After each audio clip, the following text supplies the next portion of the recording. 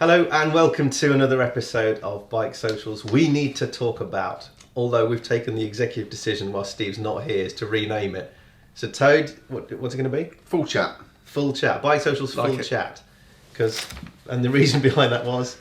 Because we're chatting and it's something tenuous to do with bikes, isn't it? The reason why we moved away from the other one. Oh.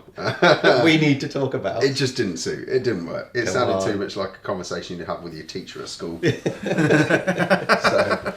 All right, so here we are on the BikeSocial official sofas once again. We've got Simon Toad Hancock, we've got John Milbank and me, Michael Mann. And we're going to talk about two bikes that John and I have been riding in the last few days on press launches. One is particularly good value for money and the other, the jury's still out. So, shall we start with the Yamaha MT-07? Yeah, so it's priced £6,349. Mm-hmm. That's £150 more than it was last year. But it is £150. Yes, that seems to be already good value. It is. Inflation's gone up more than that, hasn't it? Yeah, that takes your point. Yamaha made it's better than inflation. I pointed out that it's 13% more than it was when it was launched in 2014. Okay, what are you getting?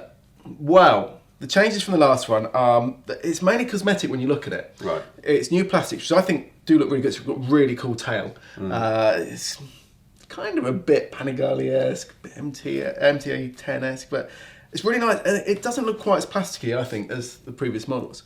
So they've described it as a more mature looking bike. And it actually is. If you have a look at our review online or coming up here, you'll see it flashing between the two.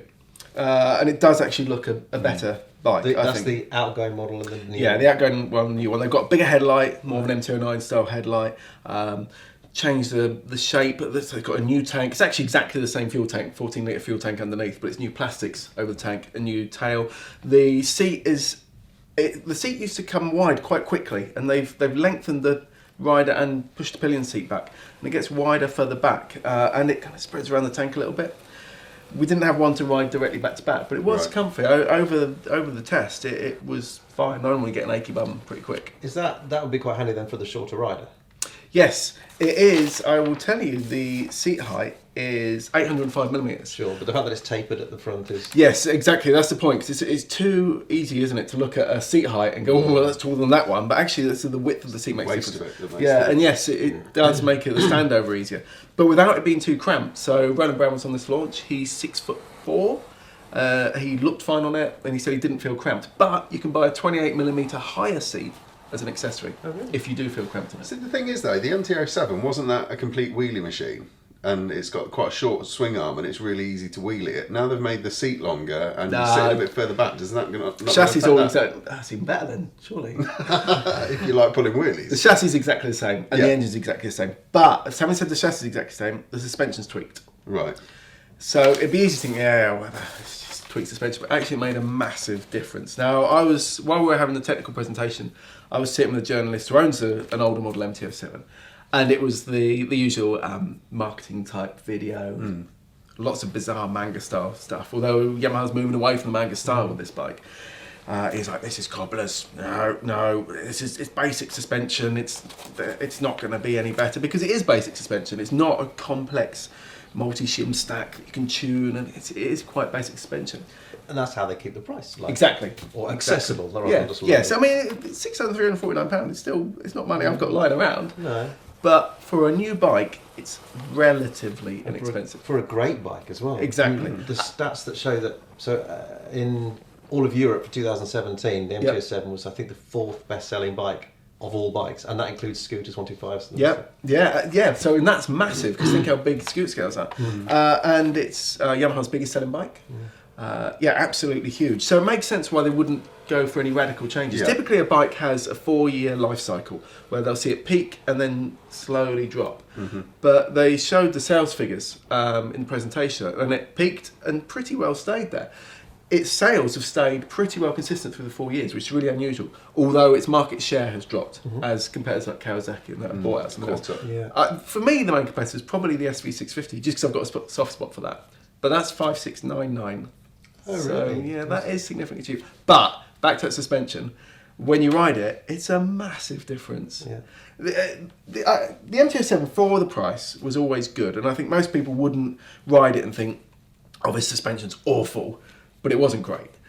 But now you ride it, and all of us got back, every journalist was like, that's really good. How have they made it so good with such relatively cheap suspension? So it's tuned in the front, it's stiffer front end and firmer damping on the front, firmer rebound damping on the front. On the back, it's firmer rebound and compression damping and a stiffer spring. And it's got a rebound adjuster. Okay. Which it never used to have, it only had preload adjustment. Yeah. It's also, the preload adjuster's easier to get to apparently, although we didn't get the spanner out on that. And we didn't need to adjust the rebound adjuster. So I'm about 13 stone. And typically on launch, you know what it's like where they go, oh, look how good it is. And you ride and you get back and think, they were some amazingly smooth roads. But this had smooth roads, really motorway bits, tight sweepers, fast sweepers, and then some real poor surface. I always aim for any potholes I can find. People following me must just think, what's he doing? Target fixation. Every pothole in that, I go, oh, I'll have that. And I managed to hit one where it was hard enough to throw me out the seat. But it wasn't like some bikes where you hit it, it's like bang up your bum. You're like, ah! This is insane. Too much information. But this, it kind of launched me out the seat, but it's progressive. And it's not jarring. It's really good. And there were some fast bits where, I mean, obviously if you take it on track, it's not gonna upset something with higher end. Top speed. Yeah. Yeah. Oh, no, I mean with the suspension, higher end suspension. It's not, It's not what it's for, though. No. And most people aren't going to get an MT-07 and go, oh, right, let's get that track day at Cadwell booked. It's not the kind of They thing should, that though. they should. Yeah. I took the Tracer 700 on a track day at Cadwell and it was great. I was overtaking stuff, 125s and things. But Didn't overtake me on a 125. Just one point I wanted to make about that. Is the... What, not overtaking me on a 125? No, shut up. Is the room in the MT-07 lineup, is there a little bit of space for an SP? Could they do one that's got a little bit more power and has got some decent adjustable suspension Brembo brakes? It's still hard to draw. No manufacturer ever says, yeah, don't tell anybody, but yeah, we're going to do it. Yeah. They'll only tell you, Do you think it'd sell? I don't think they'll do it. I think we've had 4 years and they haven't done it. Yeah. And why would they do it on something? They made a point in the presentation saying we haven't added traction control or any extras because we want to keep the price accessible. And I think this bike does so well because it's a brilliantly accessible bike, both in its riding, in its performance and its price. As soon as you make an SP version, it's like, Kind of goes against what it's about, really. yeah, I think I can't see it happening. Do you reckon? No, I agree. I think they made that bike initially as for a particular area of the market, and they've got to continue and have continued well with that. 4 years on after launch, after the initial launch, and the stats don't lie. No. Extremely popular, primarily because it's accessible and it's a really good bike for the money. Yeah. So yeah, I would say all in all, it offers really good value. It is brilliant. I was on the launch of the first one in 2014, or probably in 2013, but it was really, it was a great, really enjoyable bike, and I just think it feels much. It was good then, and now it feels really good. It's more attractive to me now. You look at it and you think, oh, that's a good looking bike. You don't look at it so much and think. I always used to think, yeah, the MT-07's good, but I want an SV650 because I just love them. It's just something I really enjoy riding them. Good engine, loads of character to it, but it is more torquey, the MT-07 than the SV. What sort of power does it make? It's... I should know this off the top of my head if I was a professional. 73.5 brake horsepower at 9,000 RPM, 50 pound-foot at 6,500 RPM. That's 68 newton meters, which is slightly up. The power is fractionally down on the SV. Torque is a little bit up, but it comes in earlier, which surprised me. I'd have thought the twin maybe would have come in earlier, the V twin would have come in earlier rather than the parallel twin. But no, it does make a difference and it does drive well. But you still get, when we put it on Facebook, we had one guy just, one fact, it's all he needed, totally underpowered. I know. When has ever a 73 horsepower motorcycle, or 74 horsepower basically, been underpowered? In the 1990s, there were superbikes that had only got 20 horsepower more than that. It's like, come on. Yeah. Has he ever ridden one? Did we ask that question? Yeah, apparently he has compared it to lots of other bikes, and he says it's Probably an worse, R1. Yeah. worse than an NC750. Okay. Well, he must commute to work on an RCV or something like that, because I ride that engine in my Tracer Yeah, to work yeah. every day, and it's fine. I've never, I've always thought, this commute would be great on a 100 horsepower bike, but I've done it on 100 horsepower bikes. It doesn't get me to work any quicker. It doesn't make the overtakes any easier. I guess that there's something to be said for a little bit more grunt when you're pulling past stuff, but realistically, it's like my KTM, it's 99 brake horsepower measured at the rear whip. And it's the only thing with that is because it cuts out at 8,500 revs. And Sometimes the it clutch overtakes slips. So we're going to fix that. You just go, oh shit, I forgot to change gear. But that's a different thing. I thought it was absolutely... on the tight stuff, there was no... you couldn't have used any more. The point is, I think, with bikes like this, is you can use it. You can use all of the throttle. Fireblade. I always go back to this. I know, I'm sorry. But when we bought that Fireblade, I just thought using a tiny bit of the throttle, and even in second gear, it wasn't into the where the revs start to get exciting. You know, as it starts to pick. Yeah, the fun zone. I was doing 70 before it started reaching that point. And obviously, I might have gone a little bit faster than that. Yeah. But to be on a bike that it starts getting fun when You're losing your license. Yeah, I'm not saying you lose less at 70, but I mean that thing was getting into 120, 130 before you're like, oh, this thing's buzzing. Interesting comment from Neil saying, I wonder if the OE suspension from the XSR 700 could be used to upgrade it. Definitely no reason why not, and I've actually asked Yamaha, we're just waiting for prices. You could order any part of any bike, so it could be an option, but I would... Is it going to be worth it, or would you be better off just buying an XSR? It's still a good buy. If you've got the old MT and you think the suspension isn't good enough for you, you feel it doesn't work for you, if you can put your finger on what's wrong with it, then yes, it's maybe worth looking at it. But don't, just because we're all saying it's better suspension, it was a great bike before. It's still a great bike.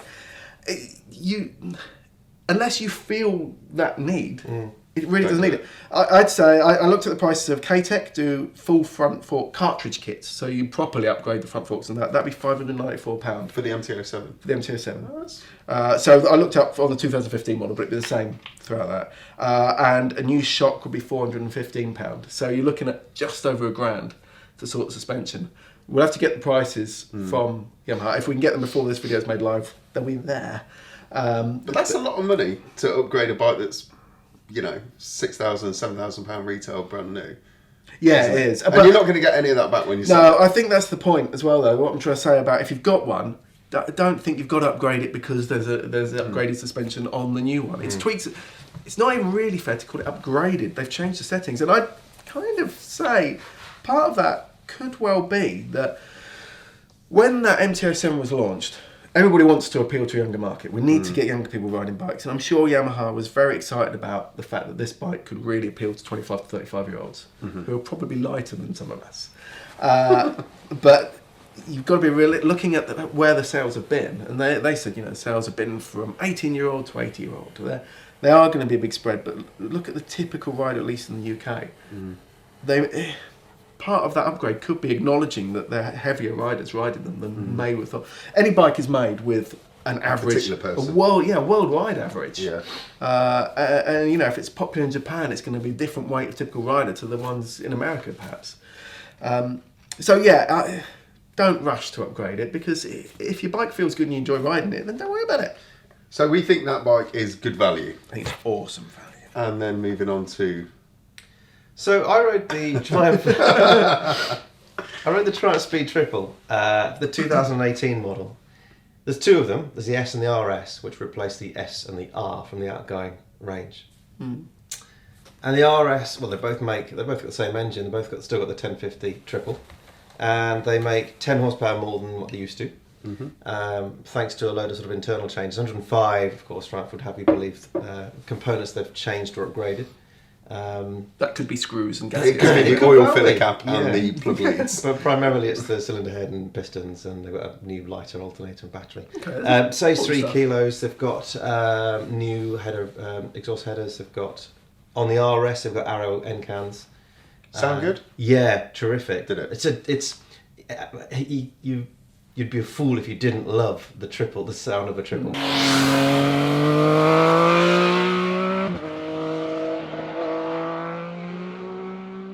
And you can kind of, now everyone's thinking, oh yeah, what does it sound like? And then the arrow, it just brings that beautiful pitch, that tone down a bit, so it actually gets a little bit deeper. Really? But it's lush. But still road legal, presumably. Oh yeah. And the ones yeah. you rode were road Yeah, legal. it sounded beautiful. And when we heard the group in front of us leave the lunch stop, you're listening out, and you kind of, I mean, we're in a valley, which is brilliant. It was perfect acoustically. So you listen to these fabulous bikes howling off down the road. They were howling, and you think, yeah, that sounds mean. Yeah. So they're superb. The big talking point for me is the fact that the S model is 11,350, but the RS is 13,250, and that's a big hike. jump. Yeah, I mean, it's still not as expensive as like an MT-10 SP or a Ducati Monster 1200S, but it is more expensive than the stock MT-10 and the S1000R, and it will be more expensive than the forthcoming CB1000R as well. Which is very equivalent in terms of spec. So 148 brake is what the new Speed Triple makes, which is 10 up on what it used to be. It also makes it higher and longer, so it makes more power all the way through the rev range. Okay. And yeah, there is a difference. We didn't ride it back to back, but you could certainly tell. I mean, I rode the 2016 model. Best part of 18 months ago, but you can definitely tell a change. So the engine is lovely, it's really refined, it's really smooth as you'd expect, and it's a beautiful bike that handles superbly. We were fortunate enough with the weather in the morning of the test, because we had the road section in the morning, the track section in the afternoon, and it pissed it down at Almeria, so we basically wobbled about for 2 laps and thought, you're alright. Yeah, I'll save my leathers. Especially on the Pirelli supercourses. Yeah, so it got You have to get some heat in those, don't you? it got a bit hairy at a lean angle of 1. 1 degree. So just going back to the S and the RS, what are you actually getting over and above the S when you pay that extra sort of two and a bit grand? What do you get for your money? Well, you get your Arrow end cans, as I mentioned. You get owner's suspension as well, which is upgrade from the Showa. Fully adjustable? Yeah, it is. Yeah, you also get cornering ABS. You get upgraded traction control. You get an extra riding mode as well. They have 5 riding modes on the RS4 and on the S. The 5th is track mode. Like hero mode. Yeah, again, you don't buy an RS to go and do track days. While it's possible to do it, and if you've got a set of Pirelli Diablo super courses and you've got some beautiful temperatures, then fine. So I guess you didn't go anywhere near it. Yeah, and you're not gonna. It's not gonna be an embarrassment. It'll certainly overtake 125s and some. It's a really because the handling of the bike is so sublime. Yeah. I thought, and I even wrote in my review, does it need a steering damper? I wasn't sure. It'd be interesting to try on with, because the Monster, I put it back to back with the Monster 200S 18 months ago, and it did feel different. It did feel as though it needed one then. Certainly when you went back to back with Ducati. It's quite a sit up and beg sort of stance at the front. The reg on it is quite. Yeah. So the steering's quite fast. So I can imagine a damper on it. Typical silhouette of the Speed Triple it always has been. 94 was the first one, so it's been kicking about for a long time. That style, that naked style, and of course when Triumph introduced it, it was because Ducati had seen such success with the Monster. They thought, right, we'll have a bit of Britishness about that particular sector, about that naked sector. So yeah, I mean, it is a fantastic bike to ride. It's really enjoyable. I'd forgotten how exciting it is to ride. In my head, and I'm probably wrong to say this, but the age demographic it was aiming towards a little bit older, and I think that because it's such a crazy yet careful kind of bike, it's not as loopy or tear your arms off as an MT-10 is. It's got that accessibility, I guess, for a big, wide age range. Whereas if you want to potter about in town, it's great because it's light enough with the steering, especially. It's still 192 kilos dry, so add a bit of fuel. Yeah, add a bit of fuel into that, and you're up there, aren't you? Yeah, you're into 215 kilos. Yeah, probably so with a full tank. See, the MT-07's 182 kilos wet, ready to go. So you've got the new model versus the old model. That's both the S and the RS. Has got the new instrument panel, the TFT display that you can find on the Street Triple, and also the Tigers, which is you read the Tiger 800, didn't you? It's really good. It's really easy to use. Clear. Yeah. It was pretty murky when we left the hotel first thing, so I just inverted the colour, so it was black on white, so you got a really nice bright. And it's just so it's such an easy. Is it very adjustable on intuitive. that one? Yeah, you can adjust the Because contrast. no, I mean the actual level of it. Because on the Tiger Launch, I found it really good that you could adjust the position pitch of it. Oh no! So if it's like that and the sun's glaring off it, you stick it up and you can still read it really clearly. That was you can't quite do cool. that. But also, I mean, we used a variety of different roads. So as all tests do, you get a bit of Moto miles now. You get some real tight, gnarly little corners. Go through towns and villages, and the manufacturer wants you to try a range of different environments and scenarios. And it was. I didn't find the weight a hindrance. I didn't find it a problem, especially the low speed stuff. And then it really came into its own on the high speed thing. So second, third, top end of second into third, the top end of third into fourth, fast road sections. It was lovely because you could see just far enough ahead that you can Keep it ride with a certain Make progress. level. Yeah, make good progress.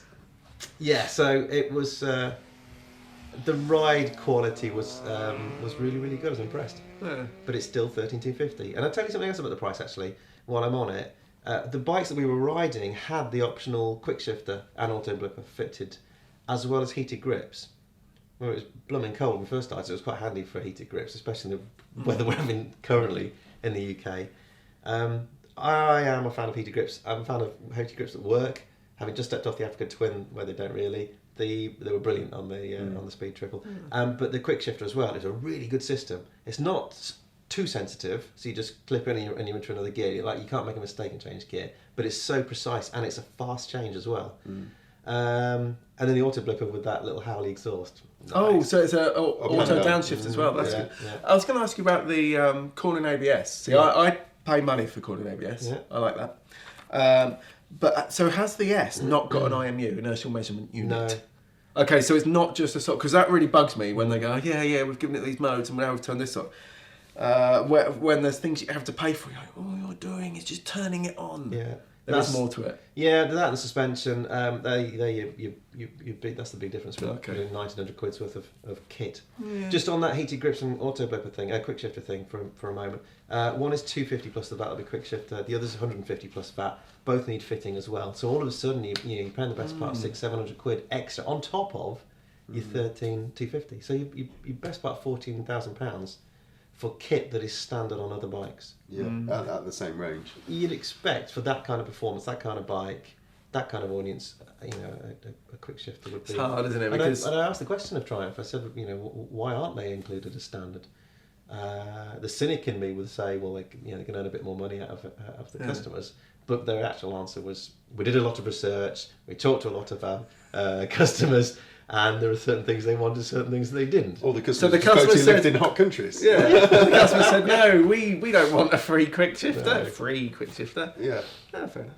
Okay. So, but actually, one important thing, I think what makes that Speed Triple so special, do the tyres still automatically swap from road to off-road tyres when you ride off-road? If you're getting shot at by a baddie in Mission Impossible? I wish they would. Because the old one used to do that, didn't it? Oh, Suddenly it's off-road tyres. While we're on the point of television and films and stuff, the marketing campaign for the Speed Triple's been a bit strange. Seems as they sort of say that it appeals to a massive demographic. I can't imagine there are many 50-year-olds who are looking to find their inner hooligan. That's exactly Which is the Carl Fogarty and is it Lee Johnson? Who's the other TT rider? Oh, Gary Johnson. Gary Johnson, Yeah, sorry. Gary Sorry, Johnson. Gary, I know you watch, you're a big fan. But yeah, it's like they're trying to unleash their inner hooligan. I can't imagine any, retirees who've just dropped their lump sum from their pension and gone out and bought a 1050 are going to unlock to be fair, their though, I inner think hooligan. a lot of motorcycling is it's how you perceive, not necessarily how you perceive yourself, but I don't know. It's I know. My actual point KTM was, are they trying to appeal to a younger, sort of edgier crowd? Are they trying to get the 28 to 35s involved, as opposed to, trying to get a younger crowd off things like the Street Triple or the people who've been riding Daytonas previously, 675s that are no longer building, they're trying to get those onto the 1050s. Is that the Foggy thing then, where they remember Foggy from I'm a Celebrity rather than remember Foggy riding when he was, Ducati they think of Foggy as king of the jungle rather than world superbike champion. on a Decay? So the hooligan thing, I think, the hooligan thing, I think, refers back to the original bike where it was, It was a it hooligan. set a precedent. Yeah. But I loved speed triples. Yes, That's exactly still what cool. we had a comment from Graham Mudd on Facebook. The new models are like a surgical scalpel, clean, clinical, and efficient, but they're too sanitized. I had a 97 speed triple. Now that was a sledgehammer. They were So- cool. I'd still have one of them. That's got to be a back-to-back test, doesn't it? Still got 148 brake horsepower. I wouldn't call it. Yeah, it's not Civilised sanitized, or is it? sanitised. It's not. No. But I wonder if Graham's I think ever some ridden people one. see having corner ABS and stuff like that as sanitising device, but I really like it. You don't have to use the corner. You don't have to brake all the way up to an apex of a corner and test it, do you? Just the fact that you can, well, I've never tested corner ABS to that limit, but Sahagrid's on the launch route when KTM first brought it out with the 1190, and on the test track, they're having to say to the journalists, just keep braking. Yeah. And he said you get to the point where you just brake, leaning, and you'd have to remember to let off or put your foot down because otherwise the bike would go boink. Because you could just brake really hard all the way. I just think, well, that's brilliant. So I still can't get my head around actually doing that. I wouldn't be able to switch off that part of my brain that says you need to let go of the brake now because even testing normal ABS upright, talking to Chad saying, just grab it, you'll be fine. At least you can feel it. Oh, and then I think back to other things that have happened, like where journalists have had. With the Hayabusa, when that first came out, there was a journalist rode one, lifted the front wheel a little bit. This was very early ABS. It detected the difference in wheel speed, went, that's not right, shut its ABS off. When the wheel came down again, grabbed the front, no ABS. Ooh. But I think that it's all moved on. It's moved on a hasn't long it? way. Yeah. Yeah. Suzuki's has moved on, everything's We moved did a on. Michelin tyre test this time last year in Qatar, and what they'd done in the paddock area, they'd hosed down a big area, and they'd got us an RC390s, and they said just ride towards it in a straight line towards the wet surface and grab the brake as hard as you can, doing 40 miles an hour at such and such a place. And everyone was I wouldn't like, be "Are able you to do that." kidding?" But I did as was requested, and it's a lovely video of basically the KTM doing a stop didn't you? In in the wet. I wouldn't be able to do that. There I is wouldn't so be much able to more, yeah. switch my brain off to go, no, just trust it, it will happen. I'd be like, I suppose that's a good argument against some of the tech. Because the thing of the trash trolls all in my wrist and it's all in my fingers, the ABS.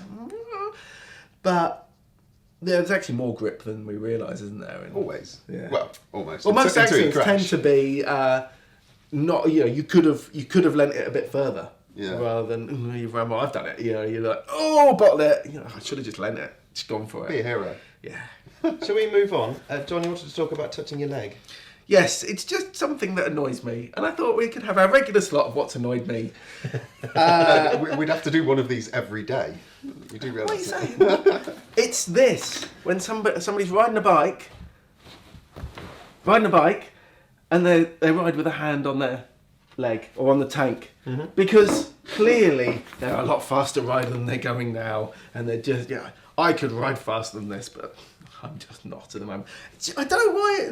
Does it annoy you? No, because I do it. That's the thing. But I do it for a legitimate reason. I'm not doing it because I'm a dick and I think I look cool.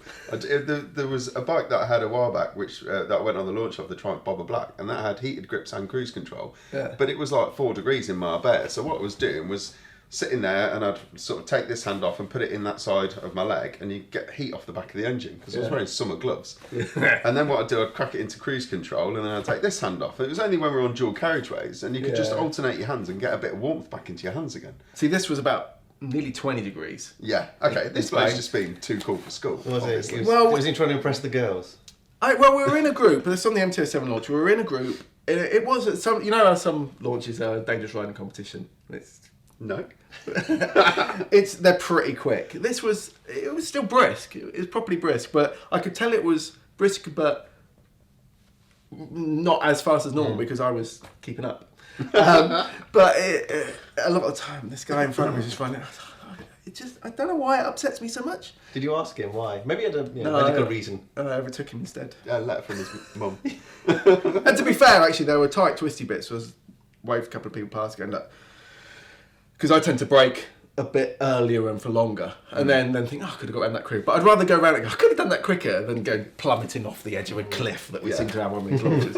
But there was a fast section, and this guy was riding like this. I was like, so I went round because it was. You feel unsafe behind him? Because he was doing it, or do you No, think? No, I you're just just didn't doing like it? to see it. And they're like seeing it, and actually we could have gone quicker, and there was space in front to go quicker, so I went quicker.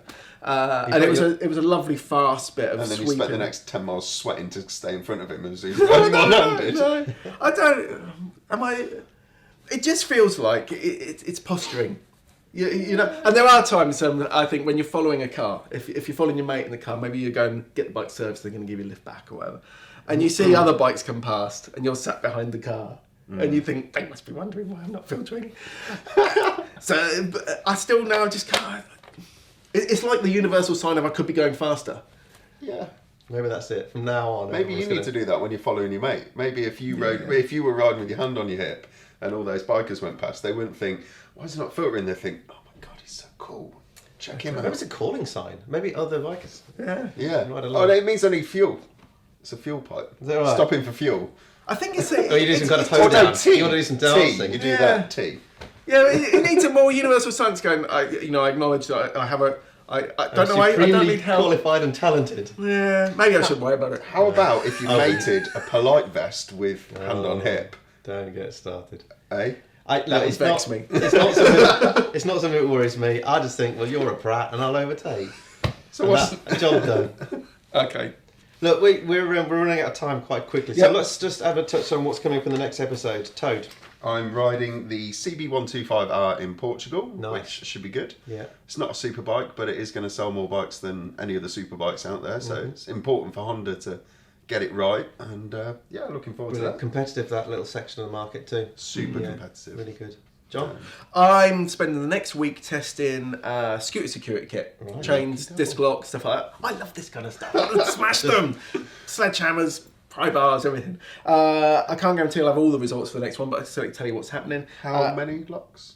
Oh, loads. It's just scooter security. It's stuff that work on motorbikes, Right. but it's at least 50% of the bikes. When I went to the Met last, scooters around London were still not locked. And the biggest problem, what Operation Venice is trying to address, is scooter-enabled crime. So the police are rightly saying this is a public safety issue. There are scooters getting taken with little or no security on them and being used in very violent crimes. There are many issues, but the two main issues for public safety are if the police pursue, which they will pursue, and they can pursue, they do have to take into account safety, into the risk assessment they have to run through as they're doing this pursuit, but it's why they've got other stuff in place. They will pursue somebody who's taken their helmet off, but again, it has to be taken into account. The biggest worry is somebody innocent getting taken out, a child walking along the street getting taken out by somebody being pursued. And the other issue is the crimes that these scooters are being used in. So I'm testing a load of kit to just make it harder for them to take it. Superb. And there'll also be another version of Millbank's Moans, of course. Yes! Great, thanks for joining us. Don't forget to leave any comments in the section below and also visit bikesocial.co.uk.